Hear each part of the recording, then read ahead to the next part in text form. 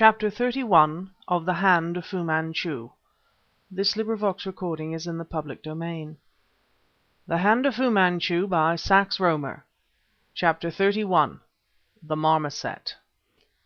12:30 was striking as I came out of the terminus, buttoning up my overcoat, and, pulling my soft hat firmly down upon my head, started to walk to Hyde Park Corner. I had declined the services of the several taxi drivers who had accosted me, and had determined to walk a part of the distance homeward, in order to check the fever of excitement which consumed me. Already I was ashamed of the strange fears which had been mine during the journey, but I wanted to reflect, to conquer my mood, and the midnight solitude of the land of squares which lay between me and Hyde Park appealed quite irresistibly. There is distinct pleasure to be derived from a solitary walk through London, in the small hours of an April morning, provided one is so situated as to be capable of enjoying it. To appreciate the solitude and mystery of the sleeping city, a certain sense of prosperity, a knowledge that one is immune from the necessity of being abroad at that hour, is requisite. The tramp, the midnight policeman, and the coffee stall keeper know more of London by night than most people, but of the romance of the dark hours they know little. Romance succumbs before necessity. I had good reason to be keenly alive to the aroma of mystery which pervades the most commonplace thoroughfare after the hum of the traffic has subsided, when the rare pedestrian and the rarer cab alone traverse the deserted highway. With more intimate care seeking to claim my mind, it was good to tramp along the echoing, empty streets, and to indulge in imaginative speculation regarding the strange things that night must shroud in every big city. I have known the solitude of deserts, but the solitude of London is equally fascinating. He whose business or pleasure had led him to traverse the route which was mine on this memorable night, must have observed how each of the squares composing that residential chain which links the outer with the inner society has a popular and exclusive side. The angle used by vehicular traffic in crossing the square from corner to corner invariably is rich in a crop of blackboard-bearing house agents' announcements. In the shadow of such a board I paused, taking out my case and leisurely selecting a cigar. So many of the houses in the southwest angle were unoccupied that I found myself taking quite an interest in one a little way ahead. From the hall door and from the long conservatory over the porch light streamed out. Excepting these illuminations, there was no light elsewhere in the square to show which houses were inhabited and which vacant. I might have stood in a street of Pompeii or Thebes, a street of the dead past. I permitted my imagination to dwell upon this idea as I fumbled for matches and gazed about me. I wondered if a day would come when some savant of a future land, in a future age, should stand where I stood and endeavour to reconstruct from the crumbling ruins this typical London square. A slight breeze set the hatchet-board creaking above my head as I held my gloved hands above the pine vesta. At that moment someone or something whistled close beside me. I turned in a flash, dropping the match upon the pavement. There was no lamp near the spot whereat I stood, and the gateway and porch of the deserted residence seemed to be empty. I stood there peering in the direction from which the mysterious whistle had come. The drone of a taxicab approaching from the north increased in volume, as the vehicle came spinning around the angle of the square, passed me, and went droning on its way. I watched it swing around the distant corner, and, in the new stillness, the whistle was repeated. This time the sound chilled me. The whistle was pitched in a curious, inhuman key, and it possessed a mocking note that was strangely uncanny. Listening intently and peering towards the porch of the empty house, I struck a second match, pushed the iron gate open, and made for the steps, sheltering the feeble flame with upraised hand. As I did so, the whistle was again repeated, but from some spot further away, to the left of the porch, and from low down upon the ground. Just as I glimpsed something moving under the lee of the porch, the match was blown out, for I was hampered by the handbag which I carried. Thus reminded of its presence, however, I recollected that my pocket lamp was in it. Quickly opening the bag, I took out the lamp, and passing around the corner of the steps, directed a ray of light into the narrow passage which communicated with the rear of the building. Halfway along the passage, looking back at me over its shoulder and whistling angrily, was a little marmoset. I pulled up as sharply as though the point of a sword had been held at my throat. One marmoset is sufficiently like another to deceive the ordinary observer, but unless I was permitting a not unnatural prejudice to influence my opinion, this particular specimen was the pet of Dr. Fu Manchu. Excitement, not untinged with fear, began to grow up within me. Hyde Park was no far cry.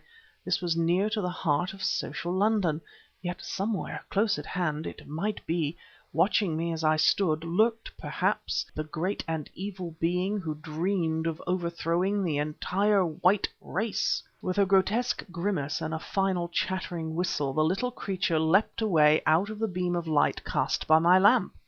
Its sudden disappearance brought me to my senses and reminded me of my plain duty. I set off along the passage briskly, arrived at a small square yard, and was just in time to see the ape leap into a well-like opening before a basement window. I stepped to the brink, directing the light down into the well. I saw a collection of rotten leaves, waste paper, and miscellaneous rubbish, but the marmoset was not visible. Then I perceived that practically all the glass in the window had been broken. A sound of shrill chattering reached me from the blackness of the underground apartment. Again I hesitated. What did the darkness mask? The note of a distant motor horn rose clearly above the vague throbbing which is the only silence known to the town dweller.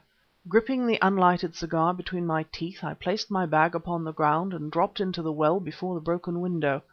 To raise the sash was a simple matter, and, having accomplished it, I inspected the room within. The light showed a large kitchen, with torn wallpaper and decorator's litter strewn about the floor, a whitewash pail in one corner, and nothing else. I climbed in, and, taking from my pocket the Browning pistol without which I never travelled since the return of the dreadful Chinaman to England, I crossed to the door, which was ajar, and looked out into the passage beyond.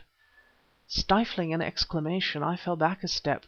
Two gleaming eyes stared straightly into mine. The next moment I had forced a laugh to my lips, as the marmoset turned and went gambolling up the stairs. The house was profoundly silent. I crossed the passage and followed the creature, which now was proceeding, I thought, with more of a set purpose. Out into a spacious and deserted hallway it led me, where my cautious footsteps echoed eerily, and ghostly faces seemed to peer down upon me from the galleries above. I should have liked to have unbarred the street door, in order to have opened a safe line of retreat in the event of its being required, but the marmoset suddenly sprang up the main stairway at a great speed, and went racing around the gallery overhead toward the front of the house. Determined, if possible, to keep the creature in view, I started in pursuit. Up the uncarpeted stairs I went, and, from the rail of the landing, looked down into the blackness of the hallway apprehensively. Nothing stirred below. The marmoset had disappeared between the half-opened leaves of a large folding door. Casting the beam of light ahead of me, I followed.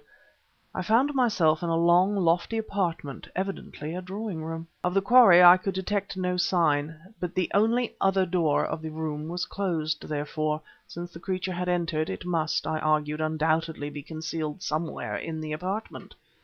Flashing the light about to right and left, I presently perceived that a conservatory, no doubt facing on the square, ran parallel with one side of the room.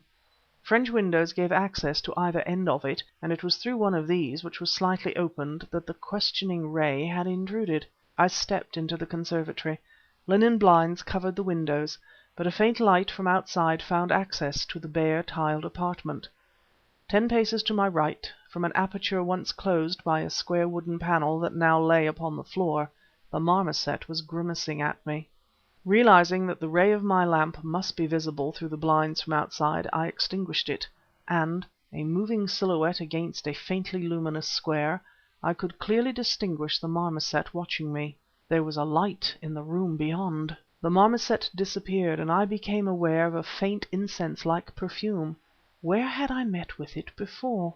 Nothing disturbed the silence of the empty house wherein I stood, yet I hesitated for several seconds to pursue the chase further. The realization came to me that the hole in the wall communicated with the conservatory of the corner house in the square, the house with the lighted windows. Determined to see the thing through, I discarded my overcoat and crawled through the gap. The smell of burning perfume became almost overpowering as I stood upright, to find myself almost touching curtains of some semi-transparent golden fabric draped in the door between the conservatory and the drawing-room. Cautiously, inch by inch, I approached my eyes to the slight gap in the draperies, as, from somewhere in the house below, sounded the clangor of a brazen gong. 7 times its ominous note boomed out. I shrank back into my sanctuary. The incense seemed to be stifling me. CHAPTER 32